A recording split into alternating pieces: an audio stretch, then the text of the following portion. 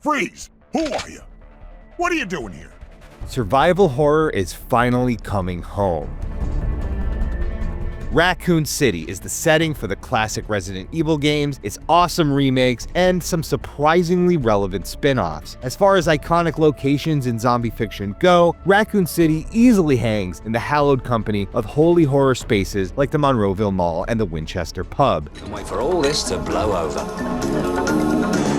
And just as it seemed that Resident Evil had definitively closed the book on RC, Capcom announced a return to the ruins of Raccoon City for the 9th main entry in its seminal survival horror series. For longtime fans, Resident Evil Requiem feels like it could be a joyous reunion. But life in Raccoon City can be complicated. Infrequent visitors might find themselves asking questions like, where am I? What the heck happened here? How is that alligator the size of a semi-truck? And why do I have to put jewels in a statue when I go to the DMV? That's why we've assembled this ultimate field guide to Raccoon City. We'll explore RC's behind-the-scenes history, discuss everything that went down in the games, unpack the town's enduring appeal, and solve a few mysteries along the way. This is everything you need to know about Raccoon City.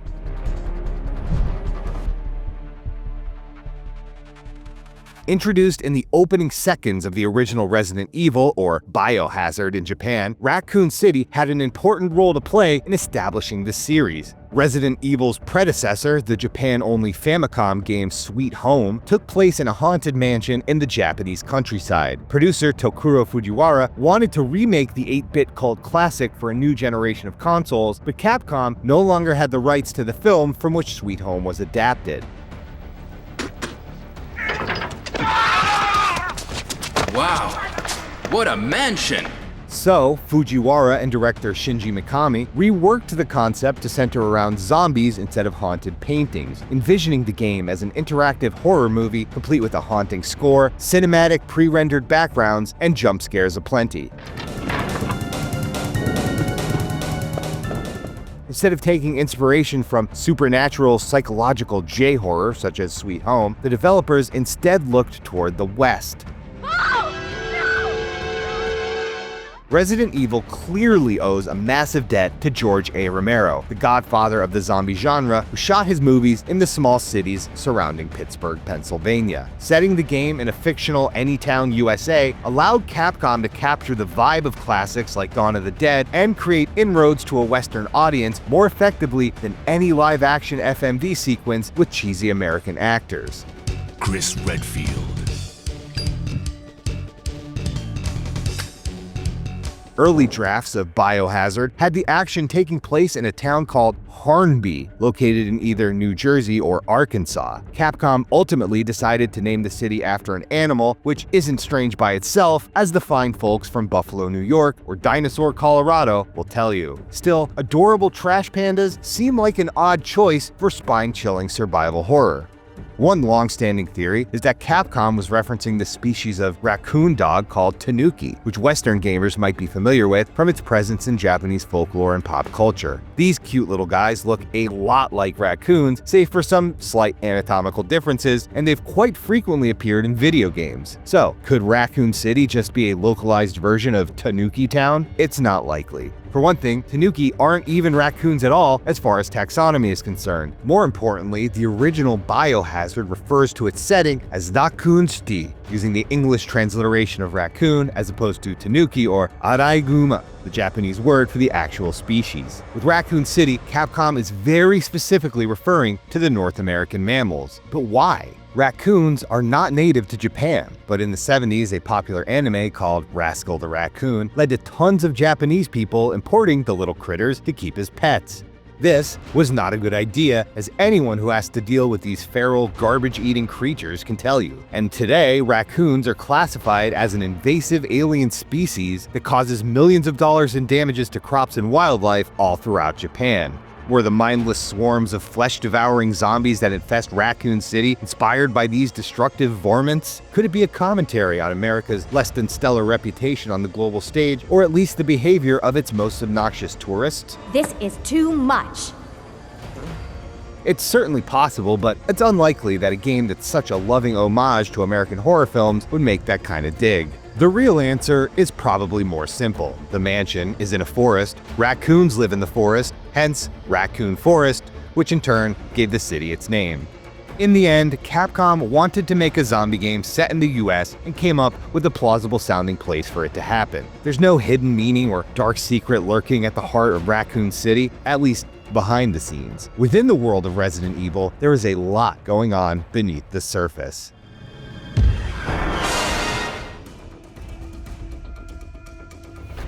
Nestled in the Arklay Mountains, bordered by the sprawling Raccoon Forest to the north, was a small Midwestern town called Raccoon City. Founded in the 1800s, RC was largely unremarkable until the end of the swinging 60s, when its struggling economy was revitalized by a corporate benefactor that would one day bring about its total destruction. In 1968, three best buds with a crazy dream got together to form the Umbrella Corporation. The plan? To create a superior breed of humans through twisted science. It might take a little bit of work and time to do. Okay. Do you have a lot going on right now? While none of the deeply unpleasant men who founded Umbrella had any deep ties to Raccoon City, Oswald E. Spencer just so happened to have some valuable real estate that would be perfect for their evil ambitions. A few years earlier, in 1962, Sir Spencer commissioned a famous New York architect named George Trevor to build his dream home in Arklay County. Situated above a sprawling limestone cavern large enough to host a secret underground laboratory, the mansion was to be a recreation of Spencer's childhood estate back in England, with a few twists.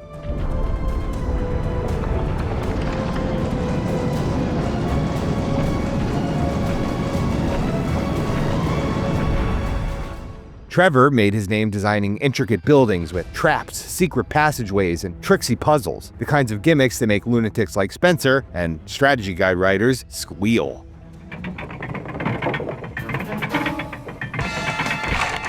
As the mansion neared completion in 1967, Spencer grew more paranoid, as evil masterminds tend to do. He was convinced that Trevor would reveal his secrets, so he convinced the architect to bring his family to Raccoon City and conspired to wipe them all out.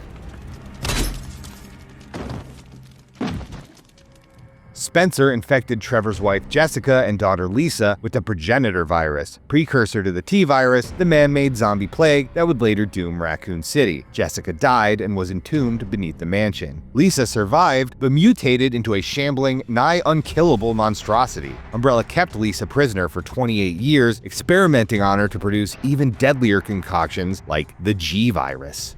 As for old George Trevor himself, he wound up trapped in a labyrinth of his own making.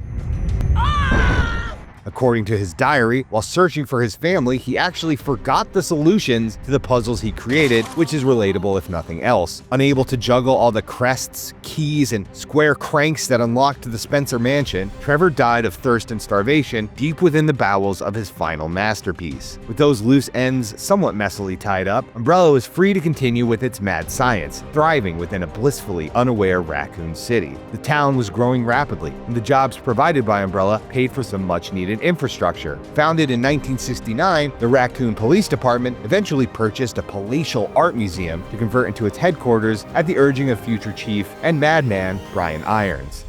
Oh, I'm terribly sorry. I thought you were another one of those zombies. Now safe under the watchful eye of a deranged serial killer, the growing population soon enjoyed the benefits of a zoo and its adorable mascot, Mr. Raccoon, a kick-ass public transit system, a training school for gifted youngsters, a university, Help me! a bustling downtown shopping district, and at least one pro football team. Give it up for your Raccoon City Sharks. Disruption earlier at today's football match between the Raccoon Sharks and the Old Court Thunders.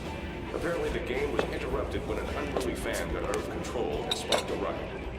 RC also hosted a thriving media industry that somehow sustained 8 newspapers and a TV news network, all cut down in their prime 20 years before the pivot to video. Oh my god. Umbrella kept the city's economic blood pumping with its legit industries above ground, but the real money came from the top-secret research it conducted under Raccoon City's nose. The eugenicist vision of Spencer and the founders was largely replaced with the extremely lucrative industry of creating bioorganic weapons for the highest bidder. Deadly as they are, the hunters, lickers, and chimera Umbrella churned out by the truckload were merely the beta versions of its ultimate creation, the mighty Tyrant. He's not my favorite choice for a bodyguard, but oh well. No need to worry. He knows who his masters are. In the early 90s, Umbrella cemented its hold on Raccoon City by pouring tons of money into a revitalization project called Bright Raccoon 21. It built hospitals and orphanages, renovated the landmark clock tower, and recruited a special ops police unit called STARS in 1996. It also took the opportunity to construct not one, but two secret nest facilities underground where scientist William Birkin was hard at work on the G-Virus. Got eyes on the G-Virus. Umbrella owned the mayor, the police department, and employed 40% of the city's 100,000 citizens. It had infected Raccoon City like one of its patented viruses, transforming the Rust Belt industrial town into a bustling metropolis under the iron grip of Umbrella. This didn't last very long. The situation began spiraling out of Umbrella's control in early 1998, and strange occurrences around Raccoon City started drawing unwanted attention. Strange dogs with wet, decaying flesh were spotted in the woods, and a series of grisly murders, seemingly committed by cannibals, had residents spooked about a possible death cult lurking in the forest. Bizarre murder cases have recently occurred in Raccoon City. There are outlandish reports of families being attacked by a group of about 10 people. Victims were apparently eaten. The heat made Umbrella nervous, so it called upon its intelligence agent extraordinaire, Albert Wesker. As the company man in charge of STARS, he was to lead the unit on a sham investigation to clean up the mess and retrieve precious combat data, the single most valuable commodity in the Resident Evil universe. Wesker, magnificent bastard that he is, was plotting to ditch Umbrella at the first opportunity, but he complied with his orders. The T-virus is near completion and only needs test data. That is why STARS is in place. On the 23rd of July, 1998, the STARS Bravo team helicopter crashed in the forest, courtesy of Wesker's sabotage. The man in the shades personally led Alpha Team on a so-called rescue mission that trapped them in the iconic foyer of the Spencer Mansion. As the events of Resident Evil 1 play out, STARS members Chris Redfield and Jill Valentine battle through zombies and BOWs, discover the hidden lab beyond the manor walls, and learn of Umbrella's role in the slaughter. Why eliminate STARS? Believe it or not, that's Umbrella's intention. You're just a slave of Umbrella. As Bravo Team rookie Rebecca Chambers discovered in the extremely mid-prequel Resident Evil 0, the Mansion outbreak was the work of Umbrella co-founder James Marcus, or rather, a mutated leech posing as the murdered magnate. She reunites with Jill and Chris, only to be betrayed by Wesker, who unleashes Umbrella's apex weapon on his former comrades. Don't move. You.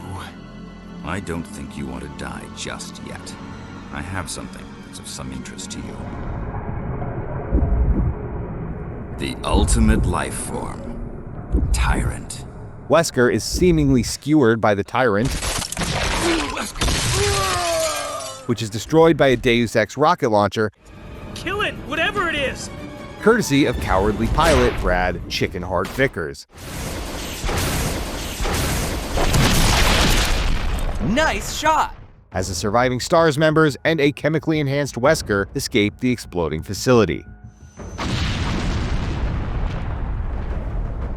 Umbrella immediately went to work covering its tracks, hushing up any media murmurs and bribing Chief Irons to discredit and disband STARS. The corporation's containment efforts were about as successful outside of the lab as in it, and the walls were closing in.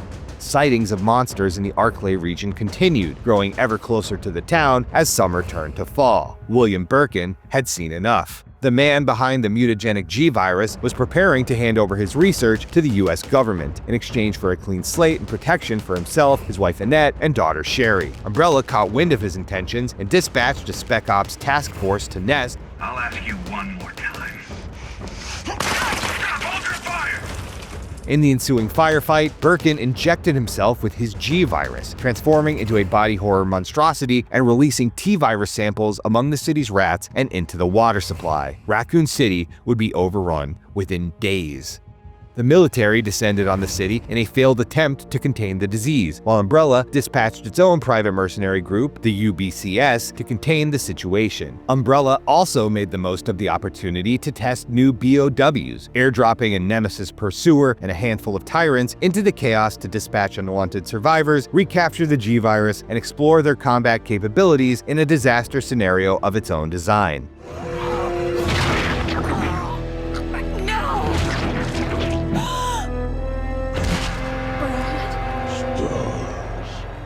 By the 28th of September, the RPD had fallen, and the army had all but abandoned Raccoon City. Those who remained alive did whatever they could to survive the outbreak, often in episodic scenarios perfectly suited for online co-op sessions. Resident Evil Outbreak. On the 29th, a rookie cop with heartthrob hair arrived in Raccoon City, late for his first day on the job and somehow unaware of the destruction that lurked within. Welcome to Resident Evil 2. No, don't shoot! Get down! Leon Kennedy linked up with Claire Redfield, a young woman searching for her brother Chris, who was off in Europe doing his own research on Umbrella. Together, the two sought refuge in the zombie-infested RPD, evading Mr. X and a mutated William Birkin with help from Ada Wong, an agent working for Umbrella's unnamed corporate rival. Together, they stormed the nest, rescue Birkin's daughter Sherry, witness Ada's apparent demise, defeat their tormentors, and haul ass out of the self-destructing facility on a speeding train. Resident Evil 3 revealed that Jill Valentine was trapped in town while all this was going down, her last escape halted by the relentless Nemesis, programmed to murder any remaining STARS members.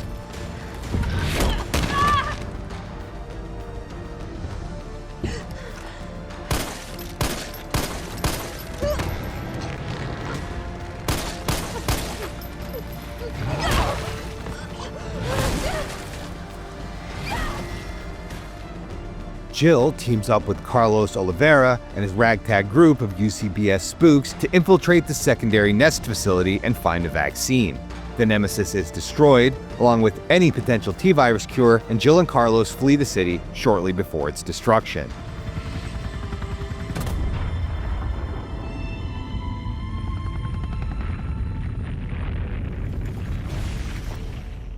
On October 1st, the US government decided to wash its hands of Raccoon City by wiping it off the map. The president ordered the launch of an experimental thermobaric missile to destroy the town, any evidence of the outbreak, and every living and unliving creature still inside. When the dust settled, all that remained of Raccoon City was a smoldering crater. Umbrella's role in the disaster was exposed by journalist Alyssa Ashcroft, a survivor who revealed the existence of BOWs to the world. The US president resigned in disgrace, but the government managed to keep its dealings with Umbrella under wraps, facing prosecutions, lawsuits, and dwindling sales following the death of 100,000 people. The Umbrella Corporation shriveled and died, leaving Raccoon City as its final shameful legacy. Current reports have the death toll surpassing the 100,000 mark.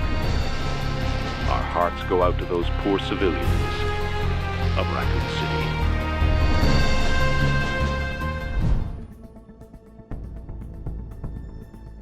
The few brief mentions of Raccoon City in Resi 1 sparked our imaginations, and RE2 made them a reality. While the sequel largely took place inside the ornate RPD building, RE2 begins with a bang, throwing Leon and Claire into the burning streets of Raccoon City proper and daring them to survive the horror.